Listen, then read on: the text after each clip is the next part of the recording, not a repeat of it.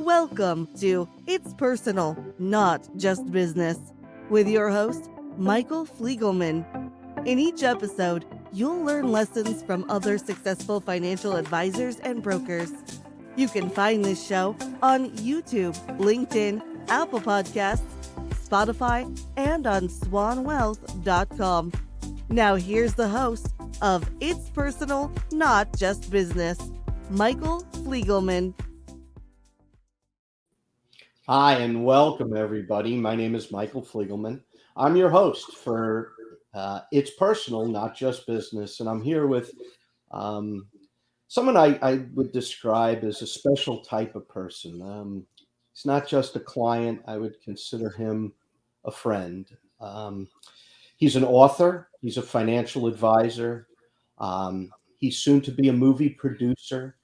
And he's just a special kind of person that I think that can share so many valuable insights with other financial advisors and people in general. Recently, I picked up his book that you could see right behind him, Cape Not Required. And I want to introduce everybody to Mr. Cory Shepherd. Cory, welcome. Michael, thank you for that warm introduction. I really want to meet that person that you just introduced. He sounds like an amazing guy. And I would echo the same. I love the name of the podcast. And for you and me, it's not just business, it is personal. And I appreciate you having me on, my friend. So excited to talk. Well, I also love talking about myself. So it was really easy to accept that invitation. So thank you for having me on. Hopefully I can say something of some value to everyone you've got listening that'll help them out too. Well, I am 100% confident that there will be a lot of great lessons that you will share because you are a giver. One of the things that I've always tried to quickly assess when I meet people, are they givers or are they takers? Sure. One of my business philosophies is it has to be a win-win. If you're going to do business with me, if I'm going to do business with you, it has to be mutually beneficial. And in all of my dealings, whether it's being that we're in the same coaching programs and so on, I have seen you as being a generous giver of ideas and concepts and strategies. So before we go into some of the questions Sure. I want to ask, I wanted to know for our audience, how can people find you? If they're looking for a financial advisor, they're looking for an insurance expert, they're looking to do an estate plan. Yeah. Give us your information so that we could share with our listeners. Sure. And so sfgway.com, where my firm is Sound Financial Group. So sfgway.com is a great way to find links to all of our different resources. The Sound Financial Group podcast is on YouTube and on anywhere that podcasts are available, from iHeartRadio to Apple Podcasts. So and we've been doing it for a while. 2014 maybe was our first years of doing the podcast. We're really getting close to 300 episodes at this point. And we created that podcast to say, what's all the things we would want our clients to know, and let's let anyone else listen in that wants to. So it's basics of financial planning or insurance planning or estate planning or disability planning, but it's also current news. We go through a lot of news articles. So any of those places would be great to catch us. And I'm on LinkedIn. Would love for you to shoot me a note on LinkedIn and say hi if you wanted to ask a question or give me some feedback. Terrific. Cory, can you share a little bit about your background, your story, and how you got into this business and what you do to help your clients? So I didn't know it at the time, but my journey in this business started when I saw my parents working with a financial advisor when I was in high school. And this is, it's funny because his model was coming to the house every quarter to sit down at 6 o'clock at 7 o'clock at night with my parents to go through the finances. And now I meet people only on Zoom everywhere across the country. I'm never going to someone's house ever again. Not that it just doesn't happen. Like, it would be hard for me to get on a plane and go to 4 states away just to sit down in someone's house. So a very different model. But with my dad as a chiropractor and business owner, fast forward to the end of college, and I knew that I wanted to be in business in some way. I was very entrepreneurial, but I didn't have a passion for medicine and for, anatomy and science like my dad did. I didn't really have a thing. Like, I wasn't a programmer. I didn't have a widget that I wanted to sell. I thought, well, what am I going to do? And I realized, I could be a financial advisor working with people in all these different kinds of businesses and get a taste of each one and still have a way to be really valuable and just get to experience all these kinds of situations and lives that people were leading. So that was really the start. I was a kind of annoying person that knew exactly what they wanted to do with their life really early in college. Like, I was interning with different financial firms. I worked for one almost full time my senior year of college. Like, I had my classes in 2 days a week and worked for them 3 days a week through the end of my senior year. So I was really in the industry even before I had finished school. And then, one thing led to another. I thought I would work for them for maybe my whole career. That didn't quite work out. And maybe we can talk about that a little bit later when it comes to challenges that people might face in this business, if you want to go into that. But found over the course of a few different, changes in my career, found my current business partners in Sound Financial Group. And we've been, in the insurance agency world, we're a registered independent financial advisor now, an RIA.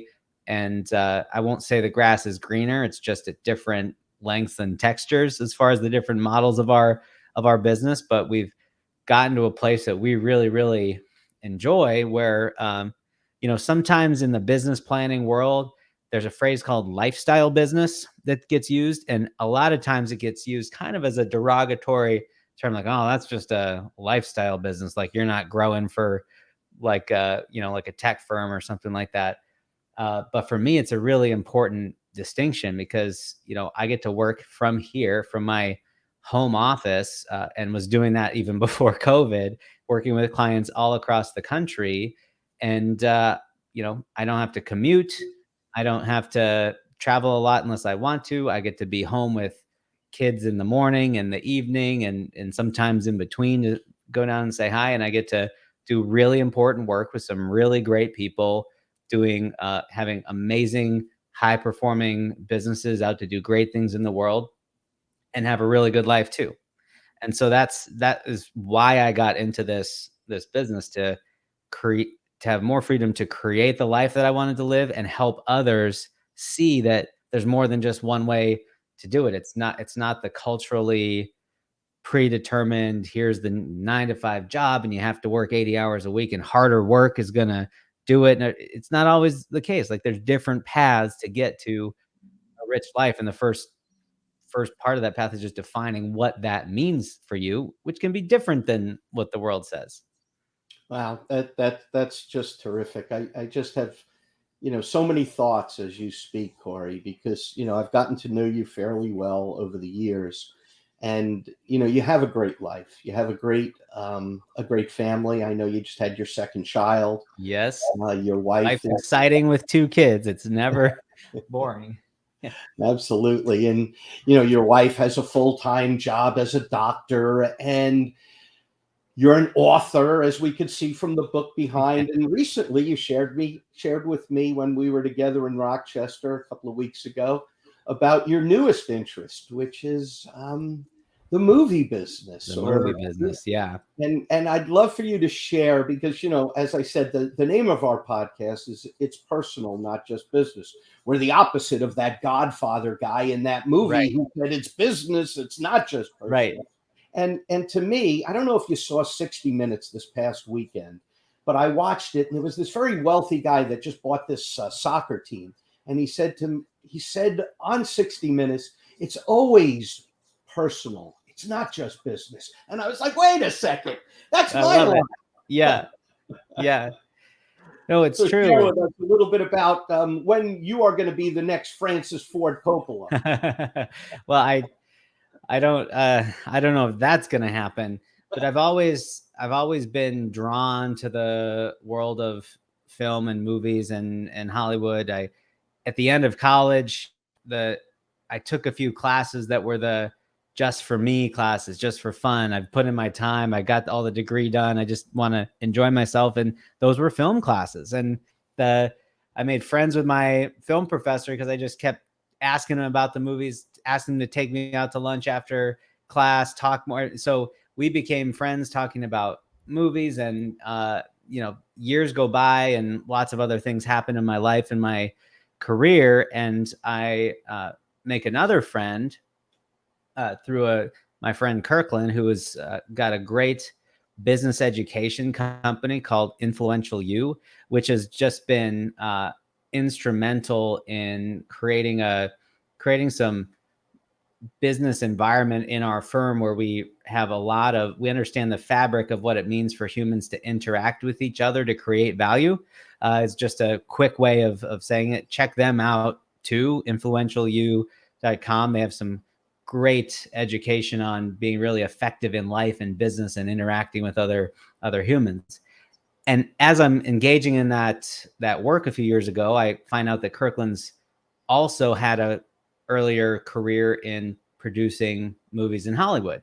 And so, and he had gone away from that for a while to start this other company. And I told him, hey, I just want you to know, like, whenever the time is right, we should talk about this, because I've always wanted to be in part of making movies. And so a few more years go by, a few different other pieces come together, and a few of us that are also friends with him form a film fund, a film development fund called Lantern Tree Media, which you can look up our website there, Lantern Tree. And we're basically angel investing for movies. So we have an agreement with him as the producer to say, for whatever project he wants to get started, he comes to us to see if we want to put in that initial funding. That might be buying a script, it might be optioning a book to then pay a writer to turn it into a script. It may just, it may be anything like that. It's securing the media rights so that we can then go put this together in a package that you could actually go raise the money to make a movie. So it's some of the riskiest money in Hollywood. It's some of the riskiest things you could do. I mean, I will say it's a kind of a funny world for me to be involved in when my main career is helping folks make long-term prudent investment advice. Like, this is a completely different world. This is not that. And putting money into movies is one of the riskiest things you could possibly do. So what Danielle, that's my wife, and I said was this was going to be my residency in movies. So we're going to put some money in, and we may not get any back. And if we didn't, at least I would have gotten the education, the experience of what that was to be a producer and to create the movie. But it's a non-zero chance of getting money back. Like, we're doing everything in our power to make it a commercially successful venture, because that means more people see those films. And you have to be passionate about what you're creating. And our goal is to give a voice to voices that haven't been heard. And that's what our judgments are for, is this the right project for us? Is it bringing a voice forward that hasn't gotten heard and deserves to? Now, whether that's a story about a practice of largely Midwestern police departments in the 1950s, setting up sting operations to catch gay men in the act of being gay so that they could arrest them and put them into mental institutions in prison, or whether that's an NFL strike in the 80s that almost no one knows about and we need to hear about to really further that conversation around big money in sports using up players' bodies and not giving them the right compensation for it. Because most players in the NFL aren't the rich superstars. They really aren't. And so, those are two examples of about 13 projects that are in the works right now. And it really, it's everything in between. It's a really wide gamut of stories. And so for me, even if we don't get a lot of financial return back, having put those things into the world is going to make it a better place. And we're working really hard to attract the right partners to make sure that it is a commercially successful venture so that we can make more in the future. Absolutely. Yeah. Well, that's very Very interesting. I love the fact that these projects are stuff that you have a passion for, to help, to get the word out, to communicate. I Yeah. remember when I watched that movie Concussion, how I looked Yes. at football games ever since then totally differently. When those blindsided hits come where people are using their helmets as a projectile and so on. But I don't want to go down that path too much, Well, except I think you make a good point, which is, if you're whoever you are and whatever you're doing, if it's something that you're passionate about and engaged in, it doesn't really feel a lot like that thing we call work that people seem to want to avoid. And, at Sound Financial Group, we don't help folks plan for retirement because we think retirement is an antiquated and out of date word for the kind of life that people want to live into the future. It was all well and good when retirement was going to last 5 years. Like, you worked for a while for one company. After 30 years, they gave you a pension. The government kicked in some Social Security. You lasted 5 to 10 years, and maybe that was about it. That was the path, say 40 years ago. Now, people are getting ready to have more years in retirement than they spent working preparing for retirement, if we go with the old 65 model. So so the word retirement, which literally means from the dictionary to discontinue use and put away, right? That doesn't feel like the life we want to live, especially if you're someone, and our clients tend to be people like us who are passionate about the things they are doing, want to put good back into the world. If you've been spending 30 years growing your ability to do something valuable that adds value back into the world and creates a better world for other people, why do you want to just up and stop that right when you're probably at the peak of your talents? So it's not about doing or not doing the thing. It's about creating more financial options in your life, knowing you don't have to do it, but you're probably going to still do it because it's fulfilling and wonderful for you. You just don't care about the money piece anymore because your money is handled. Like, that's what we're all after. So we've started Sound Financial Group, and we built our process to show people how to design and build a good life. And we talk about not retirement, but DFI, or definite financial independence, for the sake of a work optional lifestyle. Because it's not about one day life will be good. That's the retirement model, is defer it all until one day you can finally flip a switch and you'll finally have a good life. I think that's an awful way to go through the next 20, 30, 40 years waiting around for that. Let's build a good life you can live now, and then figure out how to have it for the rest of your life. So you're immediately on the right path for winning. Yeah, passion's important. That's a long way of saying passion's important. Well, you are wise beyond your years. You're significantly my junior, closer to my children's age. That's a nice way to say it, to take care of you. Yeah, that's right. That's right. But every time I interact with you, I always learn something, and I want to thank you. One of the things that you and your partner Paul had done was introduce me to Zoom prior to COVID. Yeah. Zoom took off after COVID because it was necessary for people to communicate. There were no face-to-face meetings. But I remember when we first met years ago, I think Paul or you shared with me a white paper on doing financial advisory work virtually. And it was a game changer for me. I have adopted ideas from you. You talk about a win-win and a lifestyle career. You have helped me utilize this medium, Zoom, so that I don't have to be inefficient. I don't have to go to meetings and then come back, or show up at someone's office and find out that they had an emergency and I drove an hour to get there. So thank you for that. And I think that, your comment about modeling a lifestyle versus the traditional retirement is so valuable. So when you talk about the work that you do for business owners or professionals, when you're doing financial planning, it's not just the investments, the insurance, the number crunching. Right. It's a lot to do with the qualitative parts of what makes up a complete life, it seems. You know, there's a really smart guy in the financial industry named Michael Kitces, and anyone who's a financial advisor listening probably has heard of him.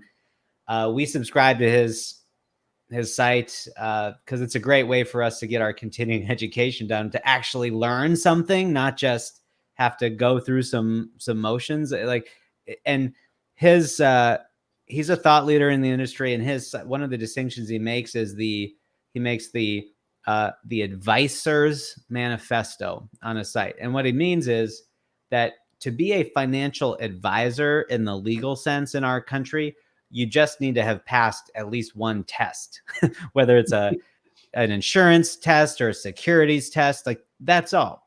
And he says an advisor is someone in the business of actually giving advice and actually, beyond whatever product might be implemented to fulfill on those strategies. And I think that in the old school model of the financial world, it's very difficult to sell something to somebody on Zoom.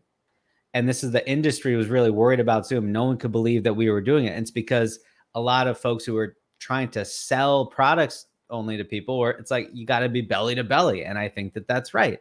But if you're creating a relationship and offering some leadership and some advice and perspective on how to achieve goals, that you can do over Zoom.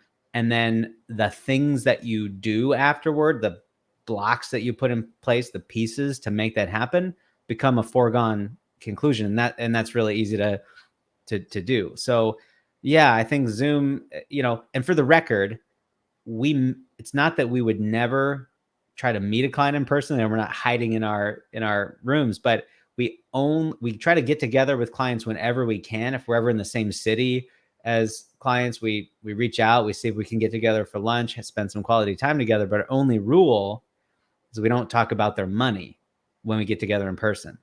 And that's because we want to take that up. We can talk like this anytime. So if we're going to get together, we just want to like enjoy the time together, their families, talk about life, community, faith, whatever they want to talk about. But we never want their financial future to be dependent on getting together in the same room. So that's why we say, hey, like, let's get a Zoom next week if you want to ask me that question, but let's just enjoy each other's time if we're going to get together. Because part of it's not just for our convenience that we created this model. We know that folks who, get a promotion, they're working at a Fortune 500 company, they get promoted to the next level. That very well might mean changing cities to fit into a different part of that organization.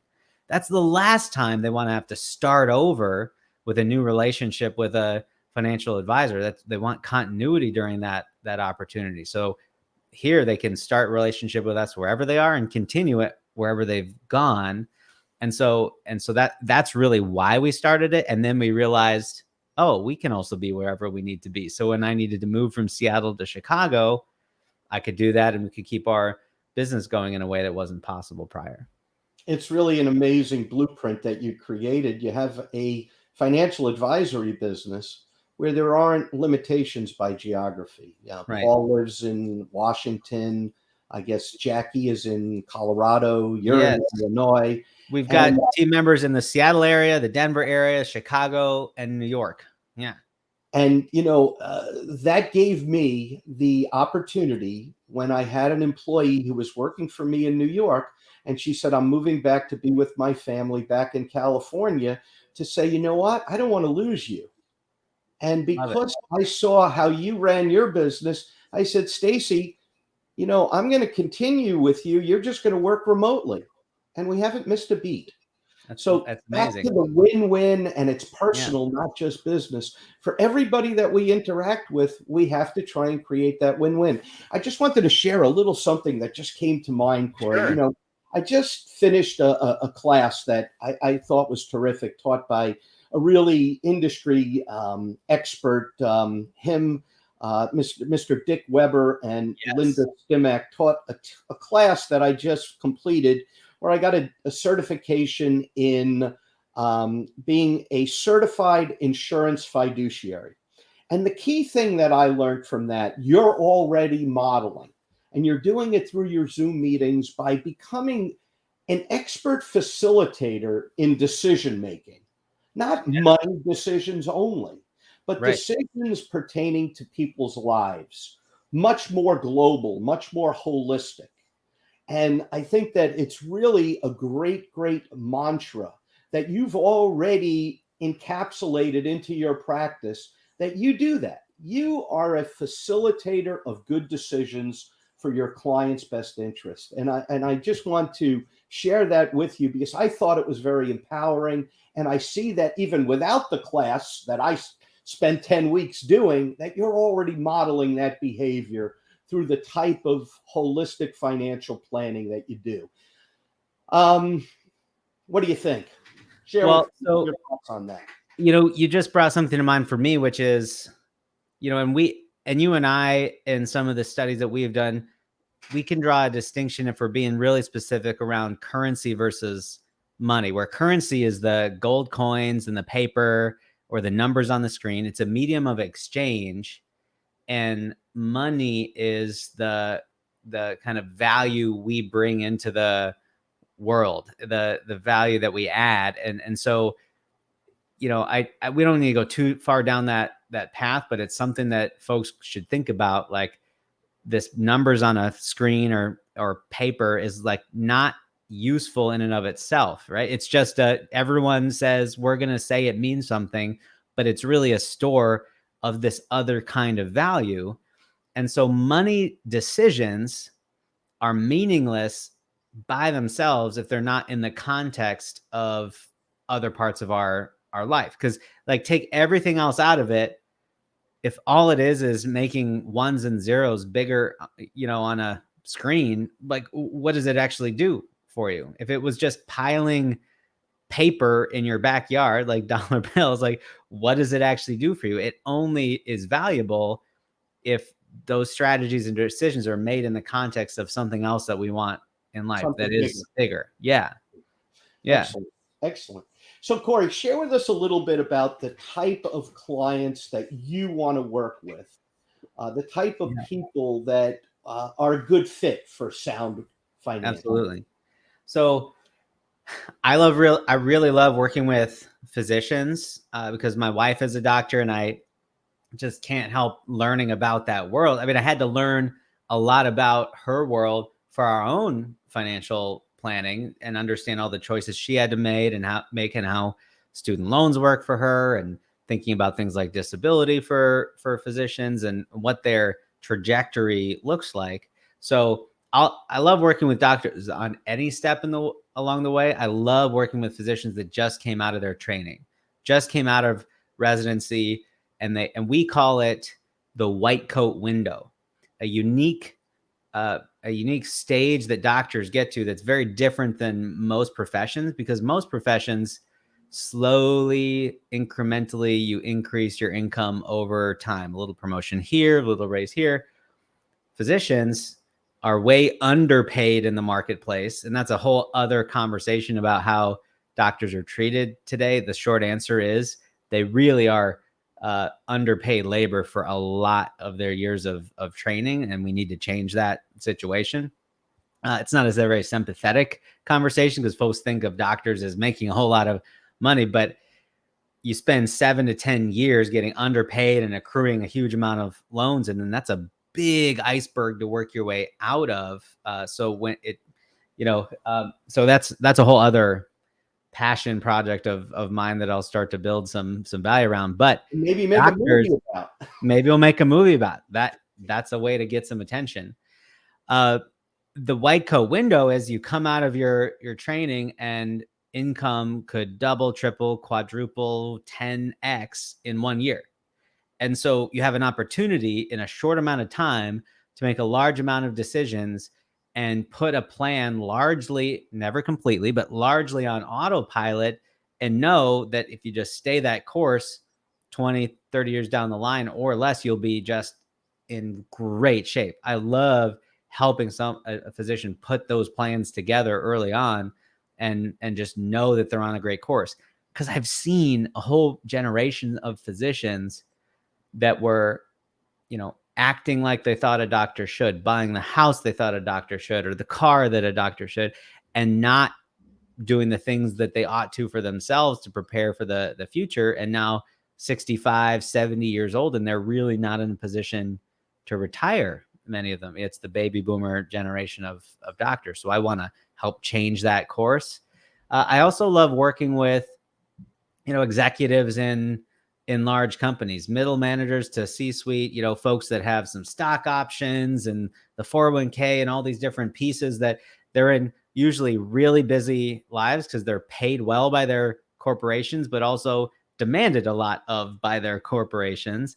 And so similar to doctors, like I love working with really smart people who have spent a lot of time and energy getting really good at a thing, which has not left them a whole lot of time and energy to study the money side of things. They could if they wanted to, they don't. They could if they had time or decided to go in that direction. So it's not that they can't, but it's that they are making the best use of their time by us spending some time together to create that value, and me helping them just have more time to do the things that they're great at.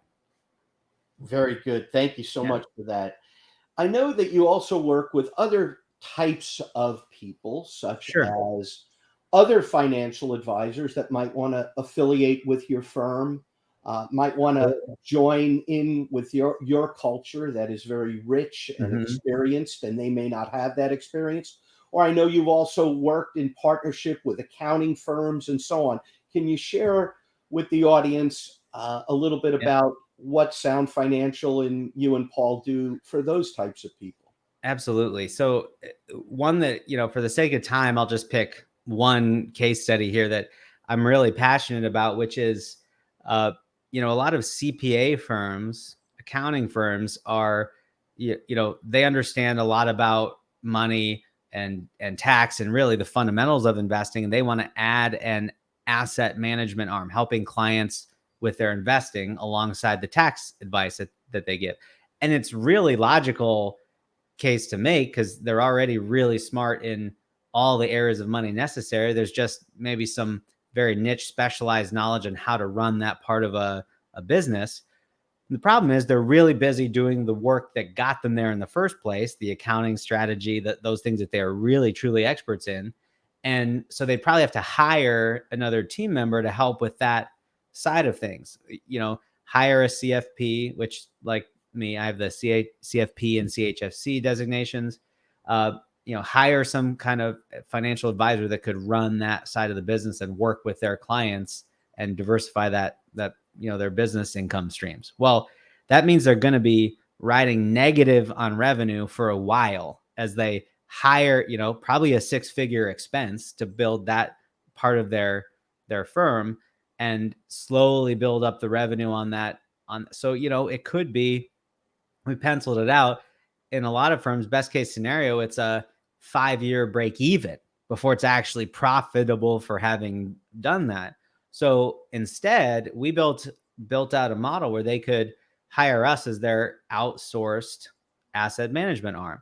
They have a client that they see needs that help. They can introduce them to us. And we've created an agreement already that they also become an RIA, which is not hard for CPA firms to do if they want to go to that trouble. And we can share revenue from the beginning. So they're getting less revenue in the door, but they're getting no fixed expenses in the door. So we share revenue from the beginning. Good for them, good for us. And then as it grows over time, one of two things can happen. They're either really happy with that situation where they get additional revenue, their clients are helped, and they don't have any other complexity. Or they say, great, we understand how it works and we see what the revenue stream is going to be. And for a predetermined and ultra fair amount, they buy us out of that, help build that part of their business, put in the person that they want to put in, and then they're revenue positive at every single step of the way. So it's a really cool model because of how the accounting industry is changing. So many accountants, there's downward pressure on tax return business because of AI and all these other, automated systems that people it's harder and harder to show people. And I have a hard time introducing some of my clients to the CPAs I know they ought to be working with, because they are not interested in paying what they have to pay to get that really good advice. I try to show them, like, no, this is super, super important for you, and it's going to save you money in the end. But so anyway, CPA world is getting some pressure on one side from the parts of their business. So we would love to help some CPAs continue to build out other parts of their practice and work together in that way. Excellent. Cory, we love working with you and your Same. team. And I just wanted to conclude this with asking if there's anything else you wanted to share with our listeners today, any life lessons, anything that comes out before we conclude today that you think is valuable. So, the media is always big in our minds, because the greater, whether it's financial media or the media as a whole, the job of media is to engage our attention. That's their job. If we're reading a magazine, us as the readers of the magazine aren't the clients of that magazine. We're the product delivered. Our eyeballs is the product delivered to the advertisers in that magazine, who are the real clients of that publication. So, and that doesn't mean we can't have really good content coming out of the media. We absolutely can. In the financial media sector, we need to know that, their job is to create an emotional response to get more attention. Sometimes it's worth the attention, sometimes it's not. So we have to think really critically about what that article is trying to accomplish, and not accept any of the assumptions that happen, especially early in the article, as truth unless we've verified them. So the long and the short of it, we did a podcast episode about some guys who had made a video about going on Twitter and tweeting to Elon Musk, who has recently become the owner of Twitter, and supposedly Elon responded back. And there were some crazy things in the conversation.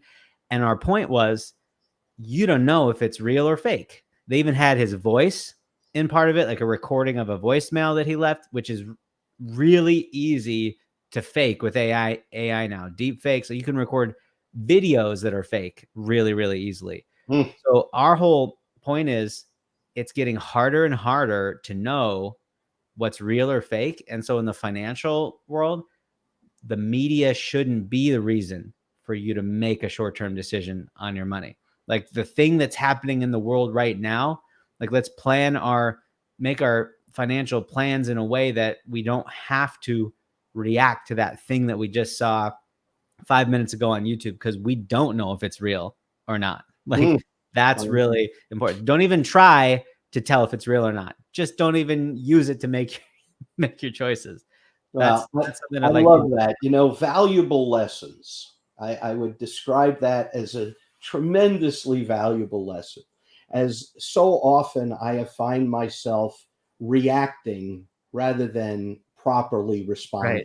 Right. And I love the analogy, and very valuable information. I'm sure that anybody who engaged Cory and his firm will find this to be just the tip of the iceberg of valuable lessons that you will learn. Cory, before we conclude, just one more time, share with us a little bit about how people can reach out to you, whether they're financial advisors, doctors, lawyers, Indian chiefs, whatever they may be. Contact Cory.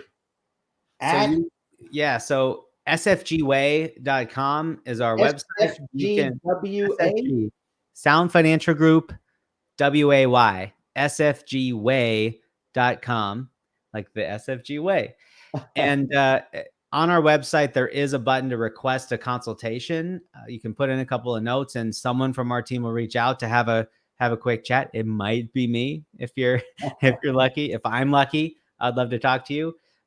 You can also email info@sfgway.com, and someone will reach out to you if you have a question. We throw that out on our podcast a lot, and I'll throw it out here. If you have a question about anything we heard, just because you're a listener of Michael's podcast, we'd love to see if we can help, or at least point you in the right direction. Awesome. Cory, I want to thank you for taking the time I know your time is valuable and joining us today. And I wish you and Danielle and your two little guys peace, health, success, and most important, happiness. Well, thank All you, the Mike. best for you, and thank you for participating. I appreciate it. And I really love being on here. Thanks for the invite. This is a cool thing that you're doing. So always good to spend time with you. Thanks so much. You've been tuning into It's Personal, Not Just Business, with your host, Michael Fliegelman. Each episode features role models and lessons from other successful financial advisors and brokers. Thank you for your positive feedback, comments, questions, and for sharing this show with others.